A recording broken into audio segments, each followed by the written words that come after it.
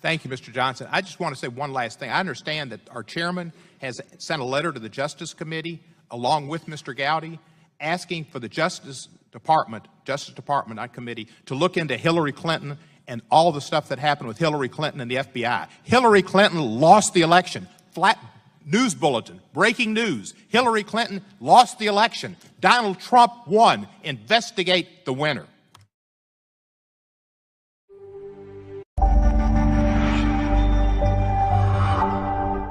So what we're here today to announce is an inquiry into Russia's involvement into the uranium deal that was done several years ago. This is just the beginning of this probe. We're not going to jump to any conclusions at this time, but one of the things, as you know, that we're concerned about is whether or not there was an FBI investigation. Was there a DOJ investigation? And if so, why was Congress not informed of this matter? So that will be the start of the probe. It'll be a joint two different committees who will be looking into this, and we will keep you posted with further details. Let me go to Mr. DeSantis, who's filling in for Mr. Gowdy today. That if there's no problem, then why would you not go through the proper channels and just make sure that you were dotting your I's and crossing your T's here? Why keep it under wraps? Well, I think the important fact here, Martha, is that Hillary Clinton had nothing to do with the Uranium One decision, period, end of sentence. She wasn't involved with it. She was on the committee, the CFIUS committee, and she had to sign off on it. No, she did not participate in the decision. But she's on the committee, Marianne. Her name is on the committee. No, that's a fact. Well, so she wasn't doing her job? I mean, which is it?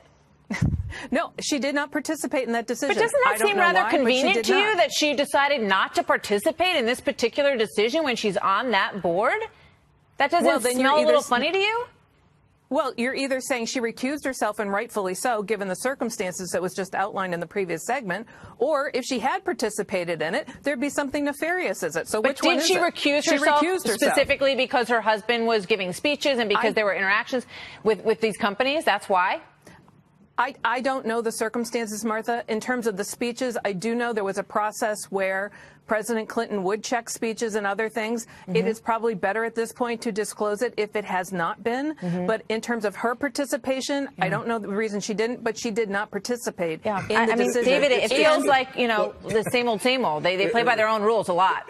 Absolutely. And one of the only reasons that we found out about these connections is that we had a piece of litigation under FOIA for several years to finally get the memos that listed all of the Russians that Bill Clinton wanted to go meet with when he got his $500,000 payment. And of course, it's the Uranium One guys. So that's the connection. And it takes years to figure this out. And John Solomon and the group at the Hill have been leading the way. No other mainstream media. All the mainstream media wants to do is talk about the Trump campaign and collusion when there's not 1 ounce of fact. But here we have an important story, and nobody's talking about it. So you want to know more about this, Marianne?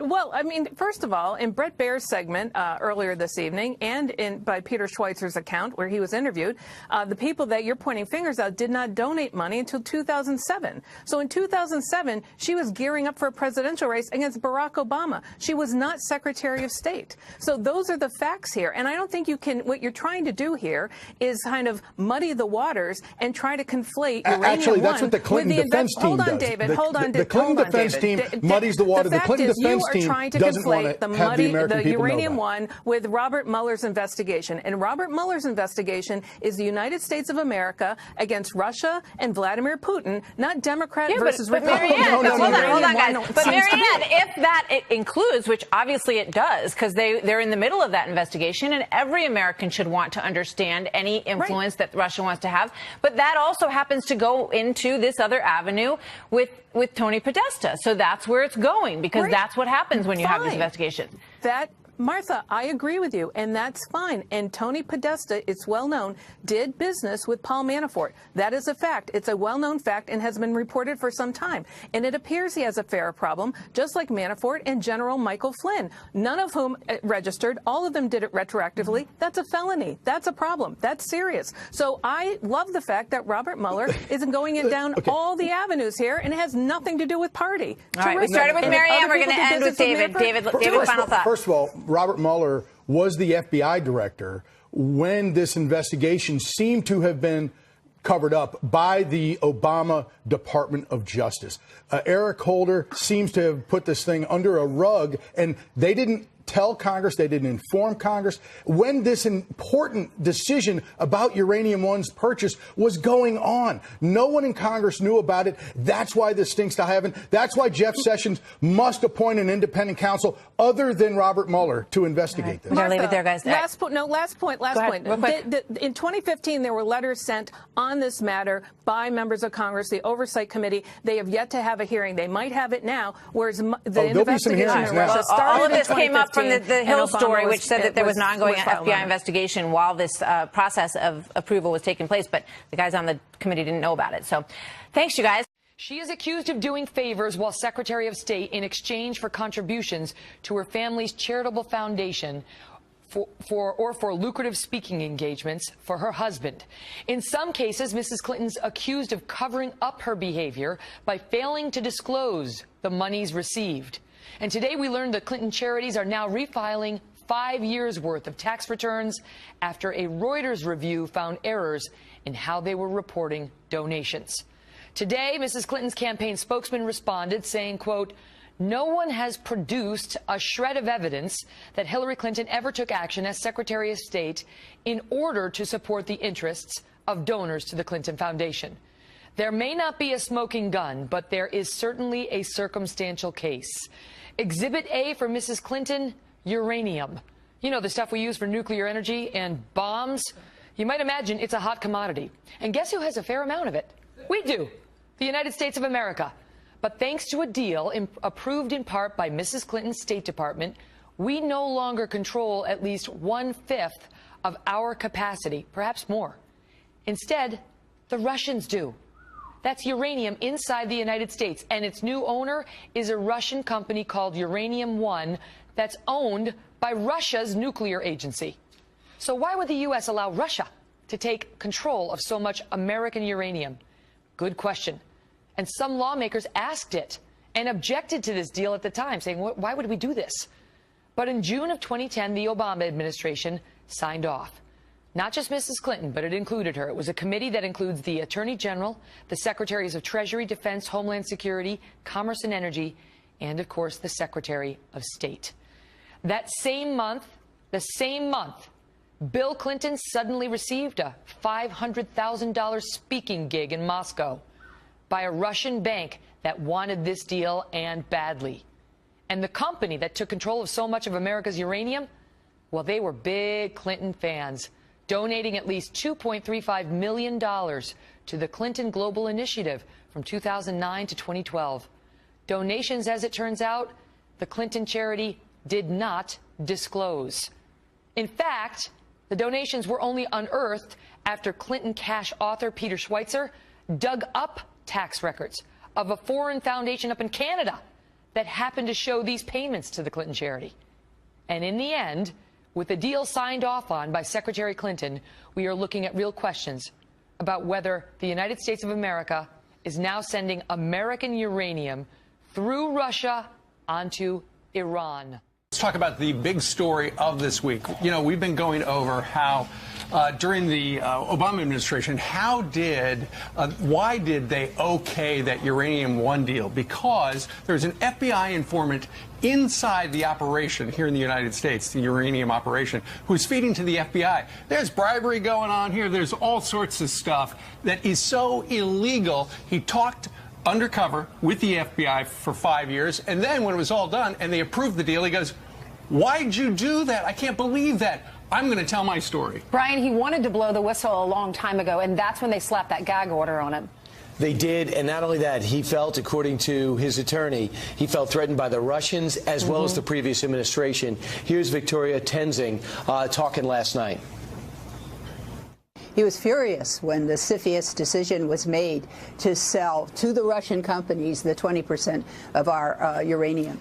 And he asked the people that he was, you know, the FBI persons, well, what's going on? Why are they doing this? And and they got slapped with an NDA. And I'll tell you what he says at another time. Can you give me a hint? Yeah. The another FBI time? person was just as frustrated as my client. No, he said politics. Politics. Here's the thing about this particular guy. He apparently has the dirt. He has enough dirt. He sent 3 people to prison with his testimony a couple of years ago. So, Brian, it looks as if now 3 congressional committees are going to be able to hear from this guy. They're going to interview him directly along with one of their caseworkers. And Brian, this guy said, he told his attorney told Sean last night, said the Obama administration was trying to silence him, and now you have Adam Schiff, the Democrat, who's trying to silence him again, saying he wants to, he's floating the idea of a new investigation because he doesn't like that the president has done this. This is what he tweeted. He said, if president personally intervened with DOJ to advance case against political opponent, it's beyond disturbing. I intend to pursue in a new probe. Why doesn't he want us to know exactly what this informant has to say, Brian? Well, first off, Steve, do you notice how she uses the word Sean, even though the name of the show is Hannity? It's like you know him. Number 2, this is pretty amazing. I got to give great credit to this informant. He's showing great courage because he knows he's going to get not only people in trouble, he's going to get countries in trouble. And for this Adam Schiff, who came out as somebody who wanted to work in a bipartisan way to get to the bottom of the Russian collusion Trump investigation, suddenly he's seeming very, very political as the worm begins to turn. He wants another investigation on top of the investigation because the president wants an investigation. My head is about to explode. Well, what the president did was according to his lawyer, Don McGahn, the president said he would like to facilitate the Department of Justice's full cooperation with Congress to lift the gag order. In other words, hey, y'all work here in the administration, let's cooperate with Congress. It's so unusual for Mr. Schiff, perhaps, because in the last administration, so many times the White House tried to stonewall Congress. Now the president's saying, hey, go ahead and help him out if you can. Yeah, and lastly, I just want to add this. The House is going to get a look at the dossier. Yesterday, the Speaker came out and other Republicans came out and said, hey, Department of Justice, you're on, you've been appointed by a Republican. You have a Republican president. Can you please cooperate with the Republican House and the Republican Speaker? And the dossier is finally coming out. And maybe now the president intervenes personally to make sure this informant is allowed to come forward. So maybe the White House is beginning, and the Justice Department is beginning to realize they have the ability to do this, not just comment on this. Well, there is a DOJ restriction prevents the White House from engaging in criminal law enforcement. However, all he's really saying is cooperate. Meanwhile, Back at Hannity's, we continue with the former Speaker of the House, Newt Gingrich, is with us, Mr. Speaker. All right, so now you're the president. I want to go through this list. Loretta Lynch meets on the tarmac with Bill Clinton. Loretta Lynch then tells James Comey, let's not call it an investigation. It's only a little matter. Then Sarah Carter and John Solomon come out with a blockbuster report that Comey confronts Lynch that she was never planning, under any circumstances, to indict Hillary, no matter what the evidence said. Where's the investigation into her?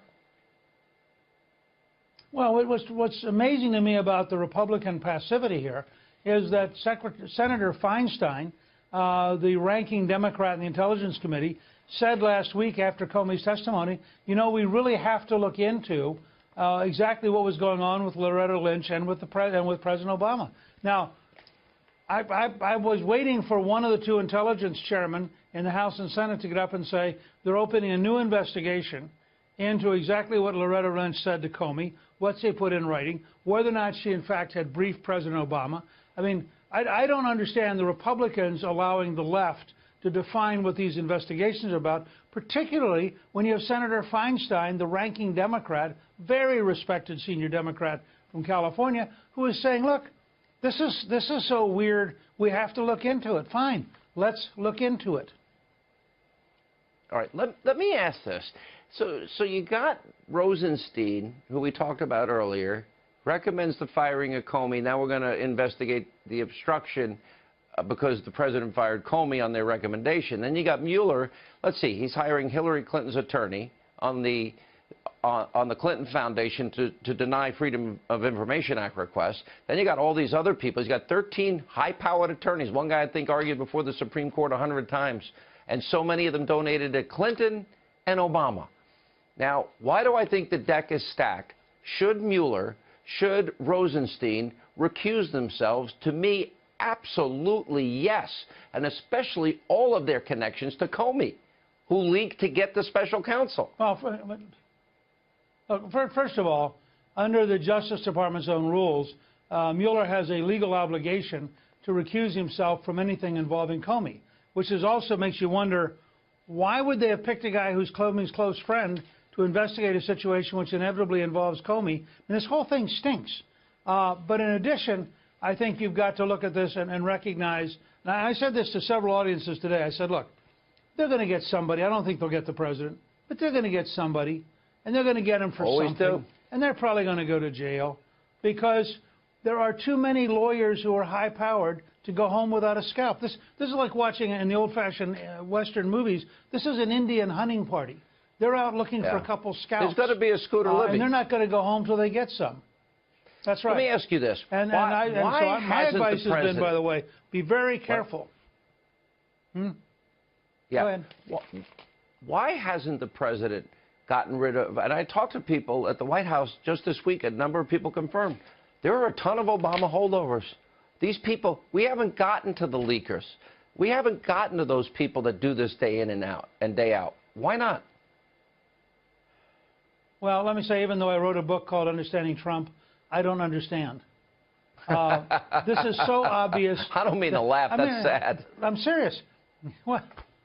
No, but think about it. I mean, this is so obvious. You assign one person, you give them the list, and they don't get to go home until they finish firing all of them. It's not that heavy. I mean, it's hard. You have to work through all of it, et cetera. But this has been a puzzle all through the government. The number of bad decisions being made in the departments, because you still have Obama holdovers making them, is really very discouraging. I mean, the president's done a lot of great things at a very big level, but all this underlying stuff.